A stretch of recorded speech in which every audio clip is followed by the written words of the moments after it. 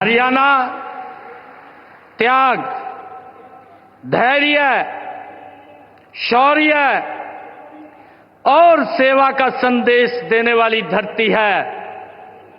वर्ष 2015 में माननीय प्रधानमंत्री जी, आप पानीपत की इसी ऐतिहासिक भूमि से आपने बेटी बचाओ बेटी पढ़ाओ अभियान की नींव रखी थी।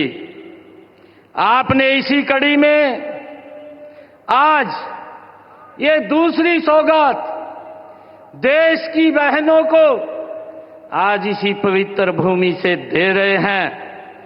बीमा सखी योजना के रूप में एक और अभियान की आप आज शुरुआत करने जा रहे हैं। इसके लिए मैं माननीय प्रधानमंत्री जी आपका आभार प्रकट करता हूं और सभी माताओं बहनों को बहुत बहुत बधाई और शुभकामनाएं देता हूं। माननीय प्रधानमंत्री जी, यह योजना और महिलाओं के कल्याण व उत्थान की अन्य सभी योजनाएं आपकी सोच का परिणाम है कि महिलाएं देश व समाज की प्रगति का आधार हैं।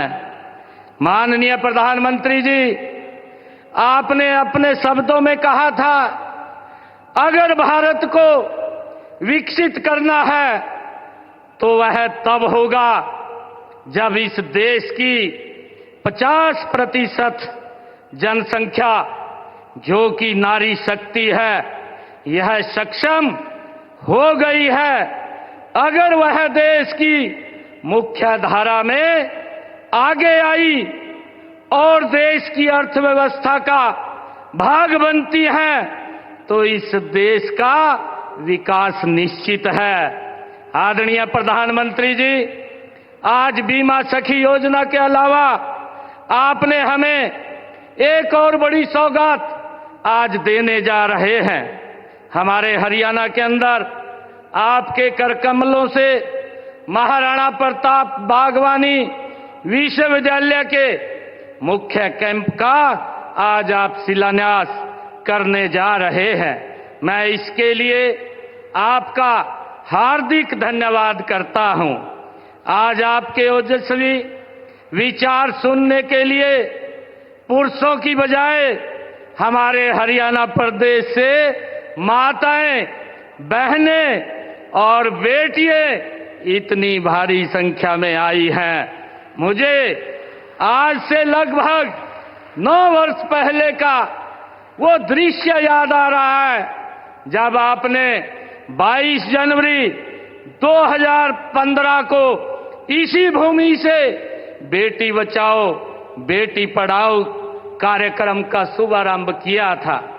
इस अभियान की बदौलत हरियाणा में लिंगानुपात में उल्लेखनीय सुधार हुआ है।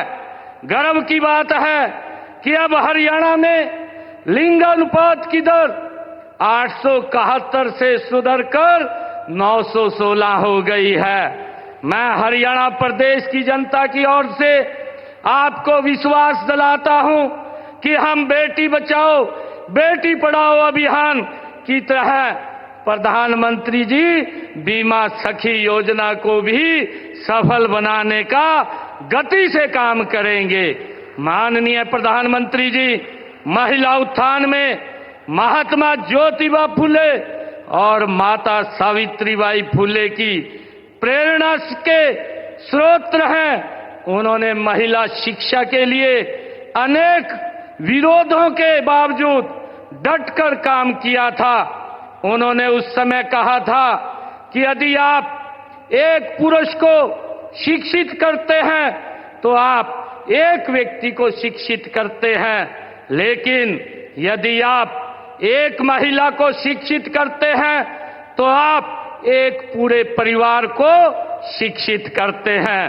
आदरणीय प्रधानमंत्री जी, आज पानीपत की इस पावन भूमि से की गई नई शुरुआत से महिलाएं आत्मनिर्भर बनेंगी और विकसित भारत बनाने में अपना महत्वपूर्ण योगदान करेंगी। माननीय प्रधानमंत्री जी, आपने विकसित भारत के 4 स्तंभ माने हैं, महिलाएं उनमें से एक हैं। आपने भारतीय लोकतंत्र में महिलाओं की भागीदारी बढ़ाने के लिए उन्हें विधान पालिका में 33% आरक्षण दिया है। माननीय प्रधानमंत्री जी, आपसे प्रेरणा प्राप्त कर हमने हरियाणा में महिलाओं के उत्थान के लिए और भी ठोस कदम उठाए हैं। आपने हमें प्रदेश में 5 लाख लखपति दीदी बनाने का लक्ष्य दिया है। अब तक हमने हरियाणा में 1,45,773 महिलाओं को लखपति दीदी बनाने का काम वो किया जा चुका है। माननीय प्रधानमंत्री जी, आपके नमो ड्रोन दीदी के दृष्टिकोण को आगे बढ़ाने के लिए हमने राज्य में 500 स्वयं सहायता समूहों की 5,000 महिलाओं को ड्रोन पायलट मुफ्त प्रशिक्षण प्रदान कर रहे हैं।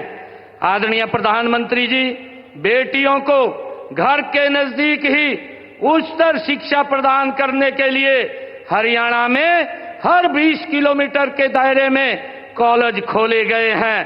पिछले 10 वर्षों में आपके ही दिशा निर्देश में 77 सरकारी कॉलेज हरियाणा प्रदेश में खोले गए हैं। इनमें से 32 कॉलेज केवल लड़कियों के लिए हरियाणा प्रदेश में खोले गए हैं।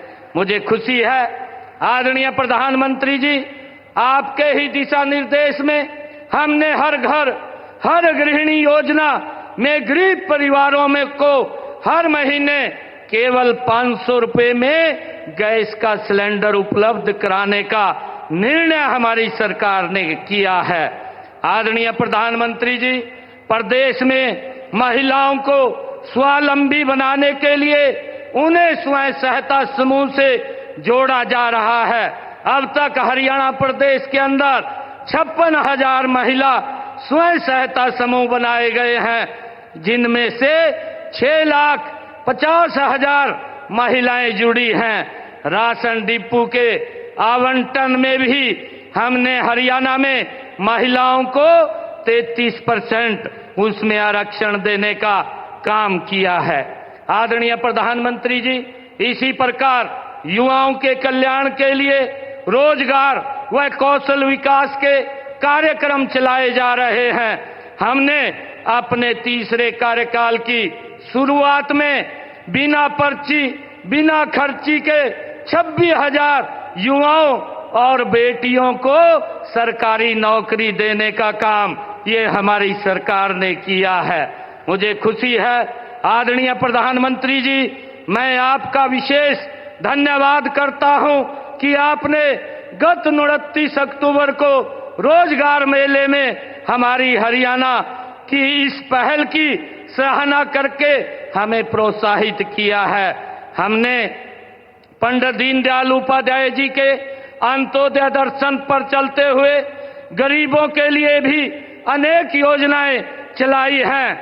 आदरणीय प्रधानमंत्री जी, आपके ही दिशा निर्देश में हमने हरियाणा प्रदेश के अंदर जो किडनी के पेशेंट रोगी थे, ऐसे सभी लोगों को जो किडनी के पेशेंट थे उनको सरकारी हॉस्पिटल्स मेडिकल कॉलेजों में मुफ्त डायलिसिस देने की सेवाएं भी हमने आपके दिशा निर्देश में शुरू की हैं।